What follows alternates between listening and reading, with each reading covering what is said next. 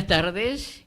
Estamos en una nueva puesta de los hacedores de la ciencia y de la cultura. Hoy nos referiremos a un hecho científico realizado en noviembre del año pasado y a otro en el 8 de abril de este año. Fue en el Museo de Ciencias Naturales Bernardino Rivadavia. Aquí estoy acompañada por Clara Muñiz de Terza, chosna de Francisco Javier Muñiz y el doctor Eduardo Badel, biólogo, que van a hablar en 15 minutos sobre este tema. Luego, con el doctor Badel y el licenciado Javier Pizarro, hablaremos sobre el 25 de mayo, aquel 25 de mayo de 1810. Bueno, justamente empezando con el tema, porque va a ser cortito, sí. El 15 de diciembre del año pasado, el doctor Fernando Novas nos invitó a este acto que decías en el Museo Bernardino Rivadavia. Bueno, primero diré quién es Fernando Novas, que es un arqueólogo muy importante, doctor en Ciencias Naturales en la Universidad de La Plata, investigador del CONICET, numerosas publicaciones internacionales y nacionales de prestigio internacional, y director de exploraciones en Salta, Jujuy y también en la Antártida. Ha descubierto dinosaurios y aves extinguidas, y también es el autor del libro Buenos Aires, 1.000.000 de años atrás. Se lo recomiendo porque es muy ameno, es de difusión científica popular, no es científico. Bueno, el motivo de la invitación, que lo hizo por ser descendiente de Francisco Javier, fue la presentación de los esqueletos de tigre de dientes de sable, Smilodon popularis, que lo hicieron montados en el jardín que lo pueden ver, en el jardín del museo, en forma permanente, quedan exhibidos, que están en una situación, son dos, hicieron en una situación de pelea. Los huesos fueron descubiertos por Francisco Javier y ellos hicieron esta recreación. El evento, buscó justamente homenajear a Francisco Javier, que fue el primer paleontólogo argentino, científico y descubridor, además de otras cosas, justamente del Smilodon bonaerensis. Que lo encontró en 1844 en las cercanías de Luján. Sí, y era llamado en su tiempo, él lo publicó como tal, como Muñifelis bonaerensis, ¿no? Sí. Fue de idea de un contemporáneo, ¿no? Y bueno, después es Smilodon, pero se lo llama comúnmente tigre de dientes de sable por sus impresionantes colmillos de la mandíbula superior, y se supone que se escondía y a manera de presa, de predador, porque era un predador carnívoro, se escondía y cazaba sus presas, abriendo grandemente la mandíbula, como lo puede hacer, se ve en el modelo, y entonces le hincaba sus dos colmillos en la parte yugular, produciendo una muerte casi instantánea de la presa. Y las presas eran grandes, porque eran mastodontes, o toda la fauna pleistocena de hace 10.000 años, 20.000 años o más, de grandes mamíferos de 4 o 5 metros de altura, y que podía con un animal de 3.000 kilos, ¿no? O sea, que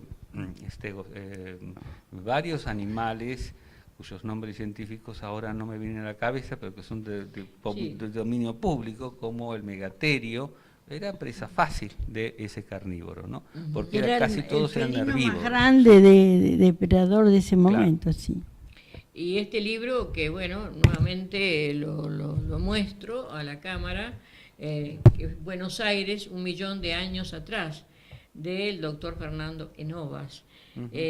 Interesante Sí. para los biólogos y para A mí, digamos, escritor- es muy ameno. Yo lo estuve leyendo, aparte, como estamos hablando de Buenos Aires, ¿no? Te dice los momentos en que por ahí haciendo el subte encontraba Sí. cosas. O sea, imaginarse un poco caminando por las Sí, calles que estamos así es, nosotros, sí. esos mastodontes Sí. impresionantes, Sí, ¿no? y los más comunes de encontrar y todo casi anualmente se encuentran son los gliptodones, gliptodón, ¿no? Hay varias dacipos de esas familias. Bueno, y el gliptodón fue un edentado. Había varias especies, ¿no? Y varios géneros diversos de tamaños disímiles y generalmente se encuentran en distintas construcciones o recientemente en el río Luján también uno de sus afluentes encontraron uno en perfecto estado. Bueno, le ponen esa capa de yeso, lo salvan, lo ponen en el museo local.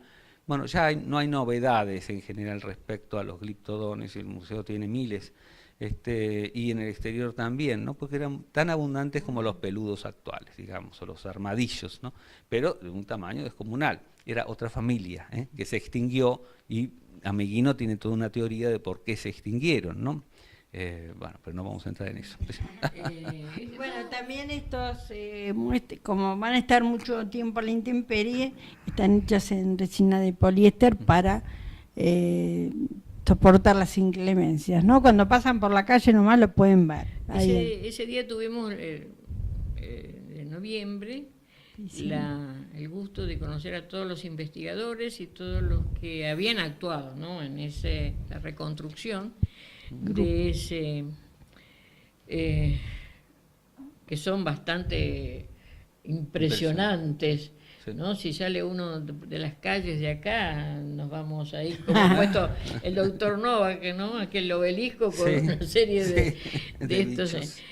Y además, yo invito a las personas también a visitar el Museo de Ciencias Naturales. Acá está el grupo Que de trabajo. está el grupo de trabajo, y está allí también en los jardines toda esta reconstrucción que hicieron los investigadores y que permanentemente viajan hacia el interior para hacer sus excavaciones y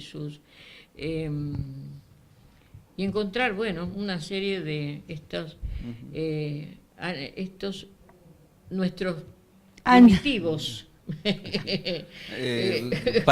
Vecinos, ¿no? vecinos, sí, exactamente. Claro, habitaban, muchos habitaban acá, corrían Y bueno, por Buenos Aires. luego ese día fue un día muy grato, a pesar del tremendo calor que hacía, ¿no? Ah, cierto, fue un día. Pero bueno, Se hizo ahí la entrega de premios porque fue digamos, la fiesta de fin de año fue el 15 de diciembre y ahí entregaron las medallas y también ahí se inauguró en la vitrina, en la sala de paleontología, sí, con los restos fósiles de los primeros cocodrilos marinos descubiertos por Ameguino. Y que, bueno, Ameguino, pobre, los había mandado a Smith a Londres para hacer un trabajo conjunto y murió sin que nunca lo hubieran podido hacer, porque nunca se lo mandó, y recientemente lo devolvieron. Así que Qué bien, sí. este evento fue justamente para presentarlos en el museo. Sí. Sí, tenemos que pasar y volver a verlos. Sí, yo, antes que se vaya. Sí. bueno, que no se Por vayan, que se queden, que los lleven, más Sí, bien, que no que se los vayan lleven solos. o se escapen por las calles bonaerenses, ¿no? Sí. Bueno, también invitamos, que es muy completa la página del museo, incluso está ahí un video donde muestra cómo fueron haciendo estas réplicas y también los eventos y demás, ¿no? Donde también los invitamos a que visiten el museo, que creo que... A todas las personas les invitamos a que visiten el museo, hay visitas guiadas. Sí, el museo es muy rico. Es muy lindo, es muy rico, y fue creado por Bernardino Rivadavia, ¿no? Sí, sí, el museo tiene mucha historia. Sí. Sabemos que uno de nuestros más prestigiosos científicos, el doctor Burmeister, Sí. que al principio fue crítico sobre el caballo fósil, el Equus, y el ancestro del Equus, que encontró a Meguino, ¿no?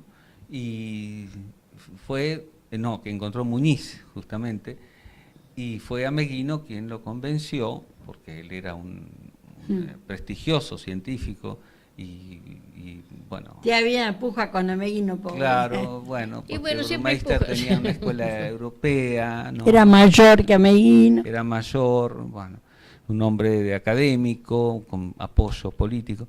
Muñiz era, sí, por supuesto, tenía apoyo, era médico, era doctor en medicina, pero, bueno, esas cuestiones circunstanciales. Esas grietas. Esas pequeñas grietas, sí. Grietas que hay entre los Sí. científicos, Sí. En todos lados. En todos lados. En El todos mismo lados, Sarmiento, al referirse a Meguino, que le Sí. informan, le dicen, ese paisano que está buscando huesos, ¿no es cierto? Claro, él estaba en otro tema, pero le interesaba. Y bueno, pero en ese momento sí, justamente Francisco Javier fue el primer paleontólogo, no había paleontólogos. No, él es el primer científico argentino, primer sabio argentino, primer paleobotánico, se puede decir, porque encuentra...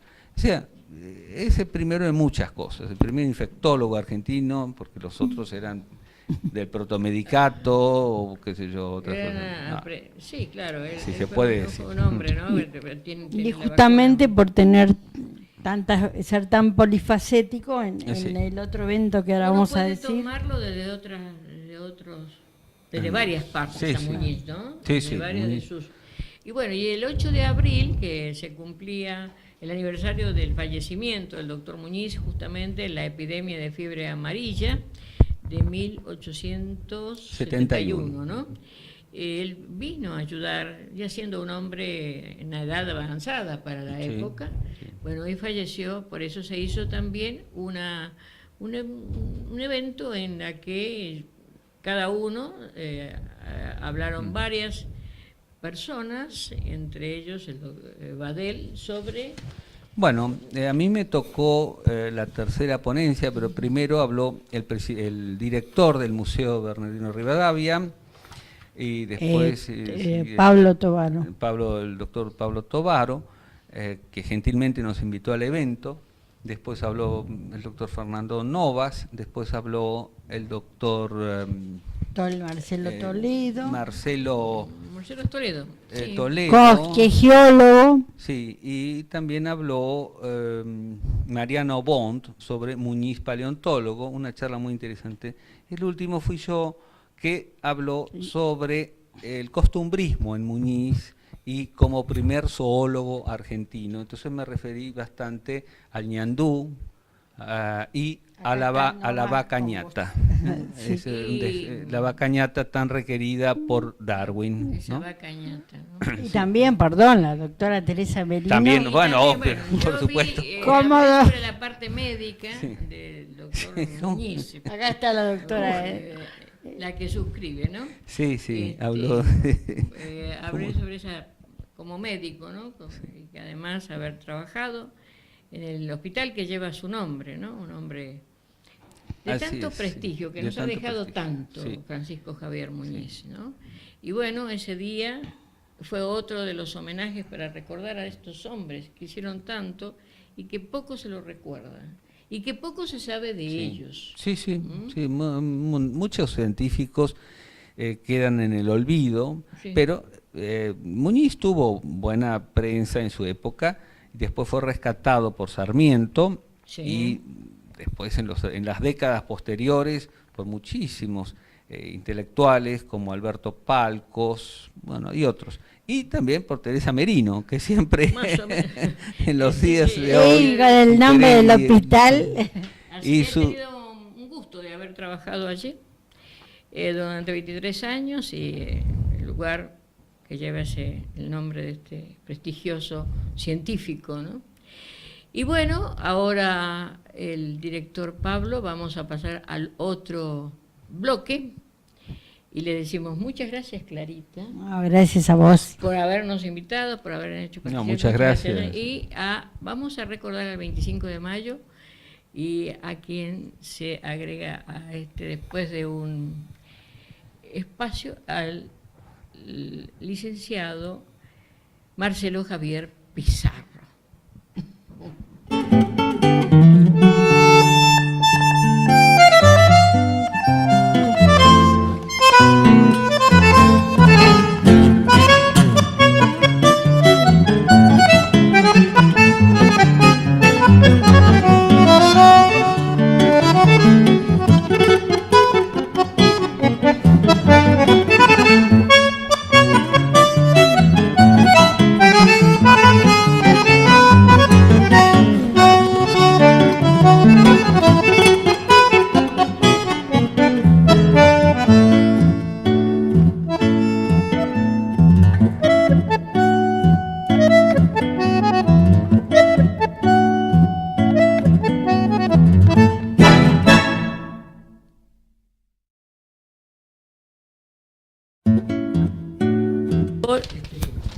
Ya está. Hola.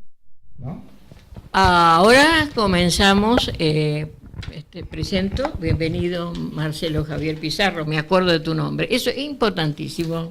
Muchas gracias, Teresa. Bueno, un gusto estar en tu programa y gracias por la invitación. Y bueno, acá está el doctor Badel, que seguimos desde la radio, y ayer fue 25 de mayo. Trabajas como museólogo en el Cabildo, así que has de contarnos las intimidades en el ayer y en el hoy de aquel lugar, ¿no? Sí, Adelante. sí, es que es muy difícil condensar tantos años de historia, ¿no? Porque es una institución ya varias veces centenaria, el Cabildo. El Cabildo en sí como institución es una de estas instituciones legadas de España, que en nuestra ciudad ocupa el mismo solar que le otorgara Juan de Garay cuando funda la ciudad en 1580. O sea, desde 1580 hasta esta parte está siempre en el mismo lugar.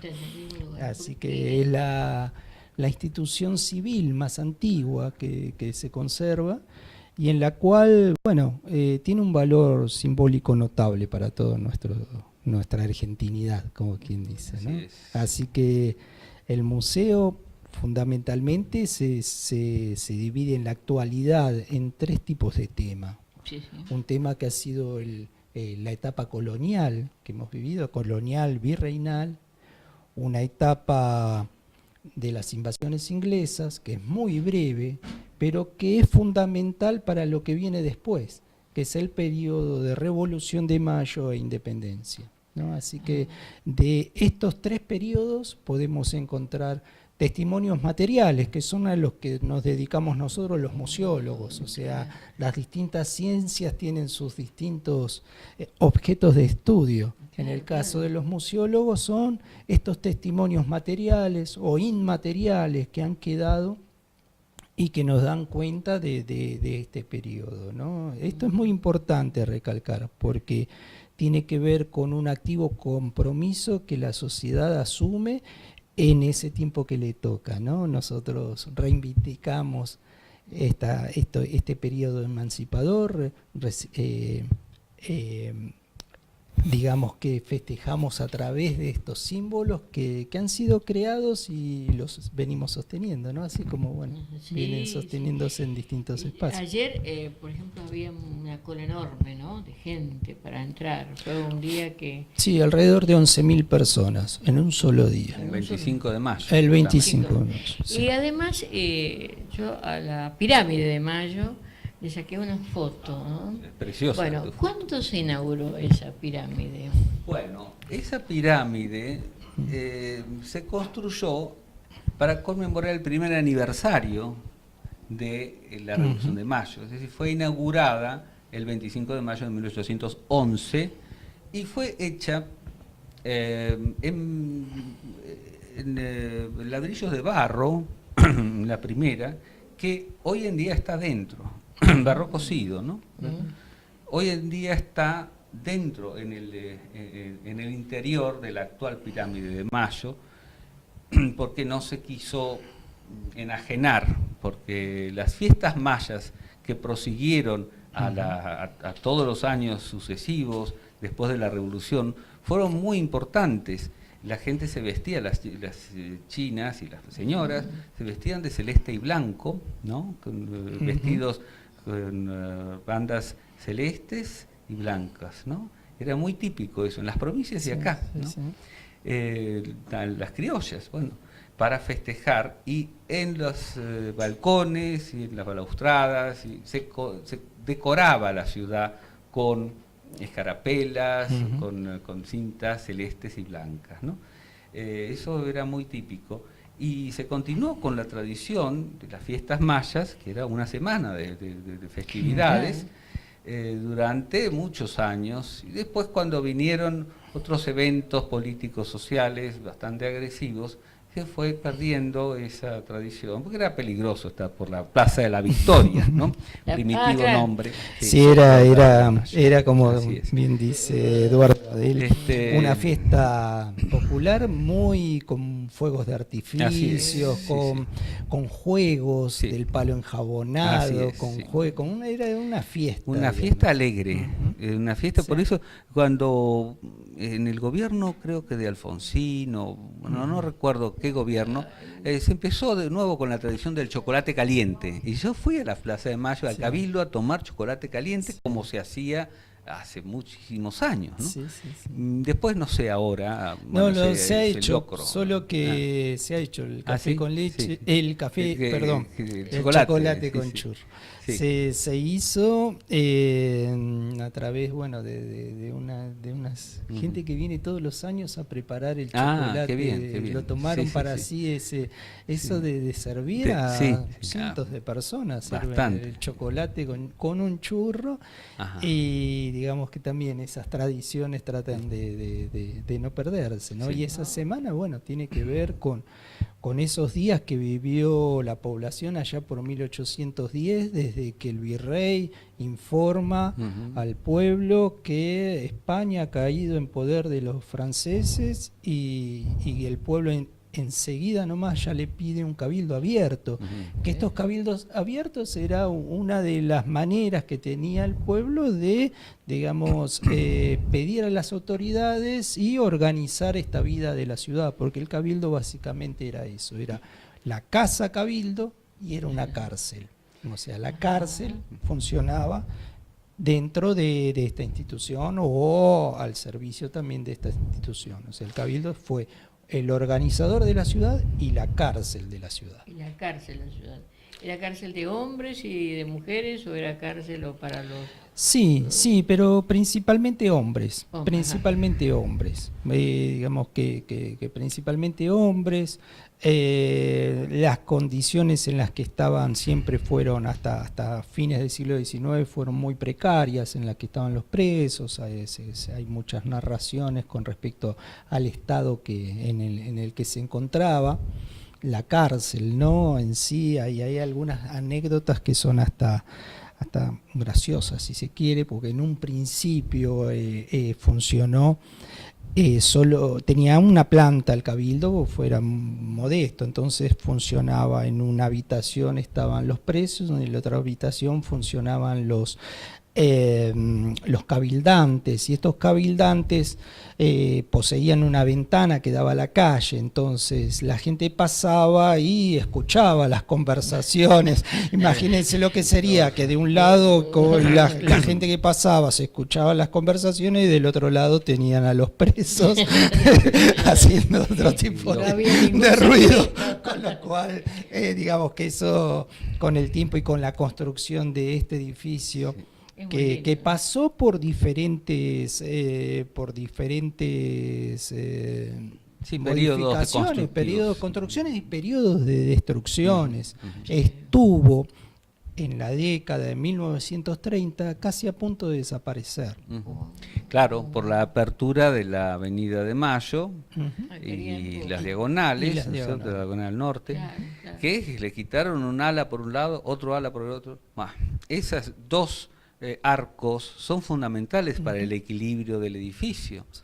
que lo repararon. Bueno, creo que debe ser el único edificio en Buenos Aires que ha sufrido tantas modificaciones arquitectónicas Sí. e incluso estructurales, ¿no? No. Sí, que tienen que ver también con un pensamiento ideológico. Ujú. Es decir, la apertura de la Avenida de Mayo hace que uno mire más allá y más allá que encuentra el enorme y hermoso El Congreso Congreso de Buenos Nacional. O Aires. sea, Congreso. ya la institución Cabildo, manejada por vecinos y digamos que esa potencia que el vecino ponía en ese cabildo ya daba paso a un sistema donde ya se dividen específicamente los poderes y la legislatura o la legislación tomaba cuerpo en ese palacio, ¿no? Ahí disiento un poco, porque en realidad Sí. la cosa es un continuum, ¿no? Hablábamos en la radio sobre Juan Agustín García, que escribió La Ciudad Indiana, La Ciudad Indiana, y que sí. describe la vida cívico-militar, se puede decir, de las provincias de Río de la Plata desde antes de la Revolución hasta Sí. 1870-80, y las cosas no habían cambiado. Era el cabildo, que eran la población importante, no eran todos los vecinos, No, que eran no. 40.000, sino eran 400, 500, ¿eh? Era poca. Sí, claro, sí, sí. Eran los que poco. tenían voz, Sí. los otros no. Sería el Congreso actual, ¿no? Los que tienen voz, Sí, punto. sí, por Sí. supuesto. Si los otros, bueno, qué sé yo, que sigan comiendo, qué sé yo, ¿no? o no comiendo, ¿no? Sí, Bueno. sí. Y después estaba el Poder Ejecutivo, que estaba en el fuerte, que no Sí, era, que no se sí. llamaba Poder Ejecutivo, sino se llamaba Virrey, Sí, el o gobernador, alférez, o sí. lo que fuera, ¿no? Y después estaba la Iglesia, que también era un poder muy importante en Sí. aquellos tiempos, Sí, y sí. hoy en día también lo es, pero en un sentido adaptado a los tiempos diferentes. Cada tiempo es la acción de la Iglesia. ¿Y cuál es distinta. el disenso? Porque No, porque vos decís que el Congreso ha sustituido al Cabildo. No, Bueno, en realidad, no te digo casi que lo mismo. estuvo a punto de desaparecer Sí, en su sí. momento porque Sí, ya sí, no le sí. encontraban digamos, No, era una- una caja de, para sí. muchos era una caja de zapatos, Claro, porque sí. era considerado como Sí. hasta un estorbo. Un estorbo a la porque Nueva Buenos Aires, No sí. solo a nivel constructivo, porque ya no tenía una forma determinada, sino también particularmente porque también Sí. hubo una determinada rama del Sí. pensamiento que renegaba de todo lo Sí. hispánico. Y eso Sí. así. No, eso y era- además que sí. sufrió las modificaciones edilicias fueron muy importantes, porque en un momento lo dejaron sin torre y sin reloj, ¿no? Y después lo afrancesaron en tiempos de Pedro Benoit, ¿no? Bueno, hicieron toda una cosa francesa, incluso en el interior, con arabescos hicieron dorados, ¿no? Que bueno, lo quitaron todo eso. Lamentablemente no lo conservaron en otra parte, pero bueno. Y Justamente por eso yo digo, puse el Cabildo y puse al Congreso de la Nación, ¿no? Ajá. Las dos, Claro. símbolos que están en las imágenes, Sí. que sea el Cabildo. Claro, y el pero Congreso de como la bien Nación. dice Eduardo, Hacer el las cabildo es legislación, Sí. es justicia y es en buena parte también una parte de las autoridades, Claro, ¿no? Por claro. eso es que el cabildo en estos tiempos de la Revolución de Mayo en 1810 se hace cargo de ser la capital del virreinato, asumir la fuerza del Cabildo de Buenos Aires y pedir al resto de los cabildos la adhesión a su autoridad, que el rey de España la había perdido y que recaía en la voluntad de cada vecindario, cada cabildo, ¿no? Pero con Sí. esta preeminencia del de Buenos Aires como cabeza o como capital del Virreinato del Sí, Río de la porque hay Plata. provincias que tienen cabildos. Claro, ¿sí? como Salta, que Salta, tiene un sí. magnífico Salta. cabildo de época, sí, Sí. casi sin modificación, lo han mantenido muy bien, que es una maravilla verlo, con muchas arcadas. Sí. Pero el cabildo también, como edificio actual, tiene sus vericuetos y sus recovecos, perdón, no vericuetos, recovecos. ¿Qué recovecos? Perdón, no quise decir una También lo palabra. tiene a los no, vericuetos. bueno, pues, yo no trabajo ahí, no sé. No, Pero, yo lo conocí en noviembre de hace 2 años, no sé, con Marcelo, y el trabajo que han hecho los museólogos, bueno, y te Sí. felicito, Marcelo, por Bueno, es un trabajo en equipo. muy gracias. en equipo, pero bueno, Sí, el equipo sí. a través tuyo, bastante lindo, Sí, ha quedado muy lindo. Sí, hermoso. tenemos Sí. tenemos un muy buen director que es el doctor Gabriel Di Meglio, que es Ah, ¿sí? un historiador sí, sí. muy importante y bueno, centrado específicamente en esta etapa, ¿no? de la Revolución de Mayo y de todo este siglo XIX que sirve tanto para marcar a lo que ha venido el siglo XX y bueno, en parte a este incipiente siglo XXI, ¿no? Marcelo, ¿cuándo se lo puede visitar y qué días? El museo, salvo el día lunes, está Sí. abierto todos los días, ¿De? en distintos horarios. De los martes, miércoles y viernes está abierto de 10:30 a 17 horas. Los días jueves, es algo muy interesante, los días jueves se alarga el horario. Ajá. Está desde las 10:30 de la mañana hasta las 20 horas. Es un lindo horario para que la gente que sale del trabajo a 18 horas, 18:30, pueda pasar y conocer este edificio que es enormemente visitado fundamentalmente por los turistas que vienen de otras ciudades del país y del extranjero. O sea, Y ahí se guardan reliquias importantísimas de nuestra historia, como este famoso escudo regalado al general Belgrano, hecho en plata.